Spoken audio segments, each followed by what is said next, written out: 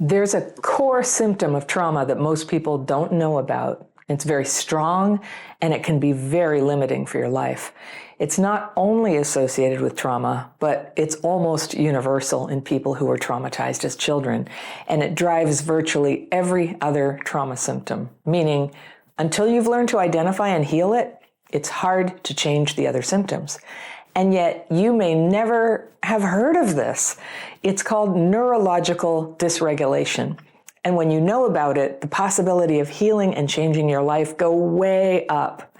Not knowing about it is a big reason why people who grew up with neglect and abuse struggle to progress in their healing. Now, this is because what everyone used to believe is that trauma wounds were largely psychological.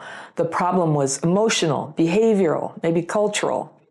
And trauma wounds are definitely partly those things. But we now know that the primary injury is neurological. That means it's in your nervous system. So how does that work? Early trauma dysregulates the brain and nervous system, potentially triggering a whole range of problems from obesity to ADHD to heart disease to addiction. And those are problems that they could happen to anyone, but they're much more common in traumatized people.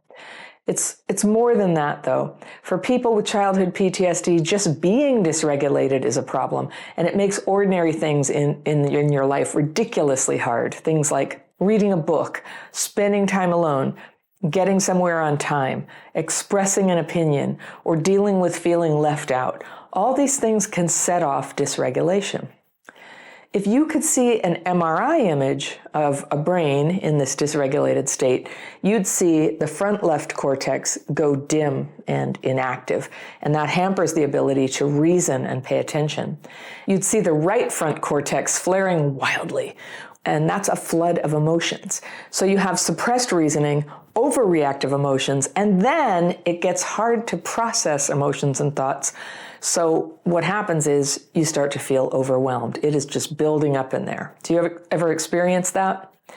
It's not just an emotional reaction, it turns out. It's in your brain. So there's this change of activity. Brain waves are irregular, breathing and heart rate become irregular and out of sync. And there may be numbness in your hands. These are some of the symptoms you can feel. Numb in the face, a feeling of clumsiness in your feet. It can be hard to find words or complete tasks or pay attention. When I'm dysregulated, I get clumsy and trip on curbs and drop things. My handwriting changes. For a lot of us, we say things we don't mean when we're dysregulating. We do things that we regret later, almost as if we were half conscious in that moment, and we lacked the clear thinking to say no or do the right thing. Or we may grow silent and withdrawn, or we may feel desperate and act impulsively, or fly into a rage and lash out. After that kind of outburst, we may feel almost no emotion. And then what would be worse is what happens sometimes is we behave coldly to the people we've just hurt. Our affect is flat. My friend told me that when I'm upset, I have a flat affect. That's a blank expression on my face. And so it's impossible to tell from the outside what I'm feeling. I look like I don't care. When somebody tells me something like, Anna, something terrible has happened, I just go, oh. They think I don't care, but I do care. Maybe I care too much, in fact. When I'm really, really hurt or mortified, my face will stop showing what I'm feeling. Do you have any of this? It can make it so hard to connect or solve problems with people. But here's the thing.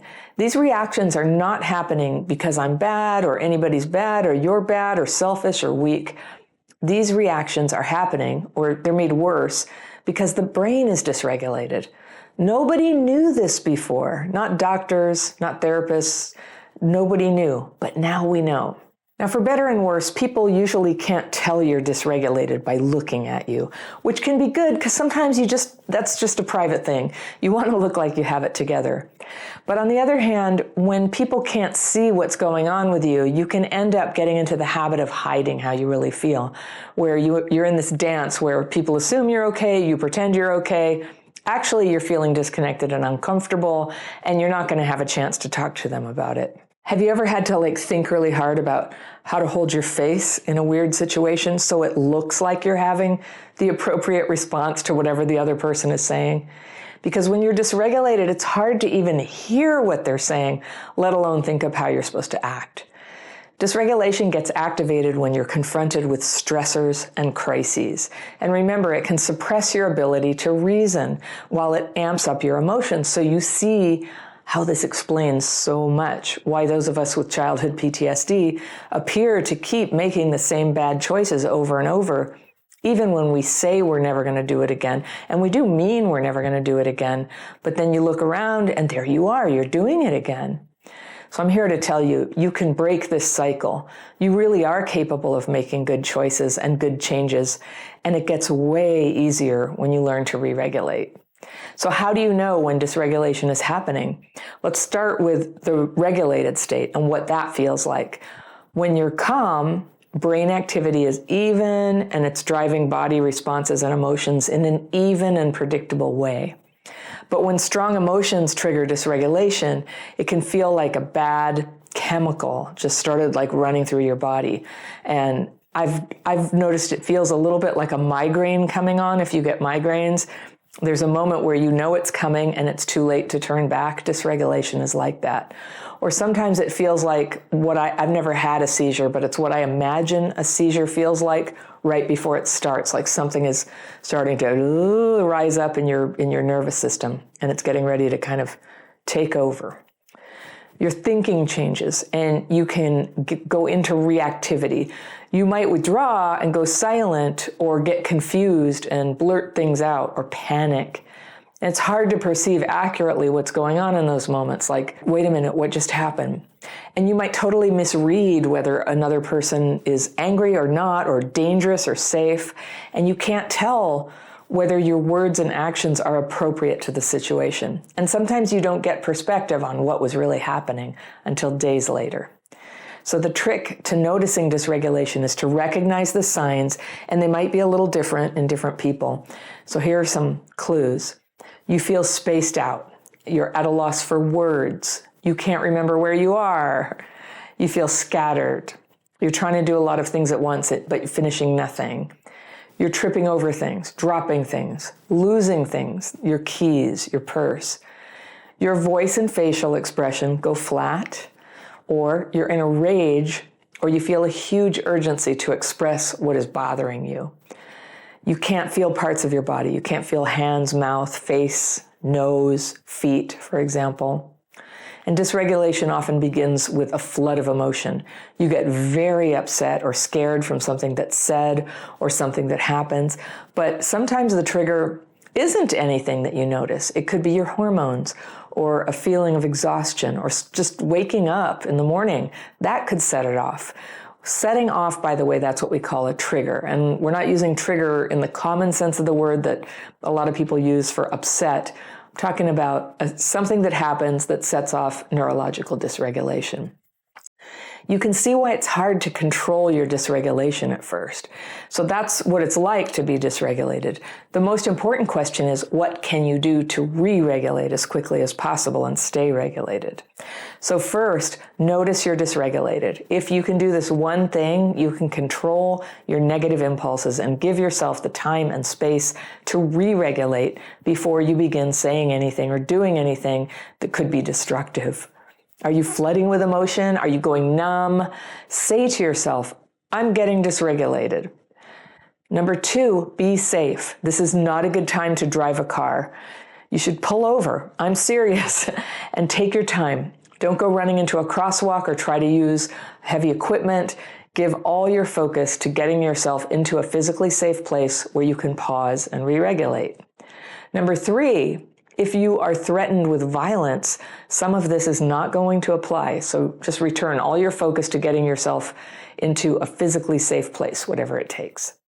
Number 4, if what triggered you was an argument, instead of escalating the fight, you can use gentle words to stop the interaction, at least temporarily. Like you can say, I want to continue this conversation, but I need to take a breather to calm down. Or if you don't want to tell the other person that you're triggered, tell them you need a bathroom break. Or if you're on the phone, say you have a call on the other line, and then call them back later. When you need to step back from a situation, you don't have to get into a big discussion about it. Because remember, talking about it can actually make dysregulation worse. So just find a way to put the conversation on pause. Number 6, then buy some time. Separate from the other person if you can. Go to a room by yourself. Even if it's the bathroom or a car, no one has to know what you're doing. If it feels urgent to express yourself, maybe you want to lash out, take even longer before you try to resolve anything. Number 7 is a quick technique. Stamp your feet on the floor. You'd be amazed how helpful it is to bring yourself back into present time, into your body. And as you stamp each foot, you can say quietly to yourself, right, left, right, left. And this helps your brain begin to re-regulate. Number 8 is take 10 deep breaths, focusing on the out breath, if you like. Some people say that's more relaxing and engages the parasympathetic nervous system. Number 9, another measure that you can take that no one knows you're doing is you can press your tongue to the back of your teeth like that. It just, again, it helps you get into your body. Along the same lines, you can sit down and feel the weight of your butt in the chair. This is one more way to get back inside your body. So 11 is sometimes what you need is something to eat. When you're stressed, you'll probably crave carbohydrates and sugar, but it's protein foods that will help you get grounded again. Drink some water. Number 12, if you need some comfort, you can wash your hands and feel the water and soap on your hands. Warm water is extra calming. 13 is, if you have a trusty friend with you, you can get a good squeezing hug. It can really help re-regulate your brain to have that. But if no one is around or you don't feel like being touched, you can try pressing your back into the corner where the walls are right behind you. Just press yourself into the corner, wrap your arms around yourself so that you can feel pressure all around your torso. We're wired to calm down when we're hugged. And that's it. You now have a whole bunch of things that you can do when you notice you're dysregulated. And at the end of this video, I'll give you a link to a download where it's all written down so you can keep those tips with you. Now, some people ask, is medication helpful for treating dysregulation? Some researchers have said yes, some say no, but given that we now know that the underlying problem with a lot of childhood PTSD symptoms, it's not a chemical imbalance per se, that's corrected by the introduction of chemicals. Rather, it's brain dysregulation. So there's evidence that some medications can actually do more harm than good. And one of the reasons may be that they interfere with our natural ability to re-regulate after a period of dysregulation. So if you think about it, everybody gets dysregulated sometimes, and everyone eventually re-regulates. With CPTSD, we tend to get dysregulated more often and for longer periods of time. So the goal is to learn to re-regulate as soon as you notice it and then to stay regulated more of the time. That's the first part of the solution. The second part, then, with your nice, fresh, regulated mind, is to work on the behaviors and circumstances that flowed out of you living your life dysregulated all this time.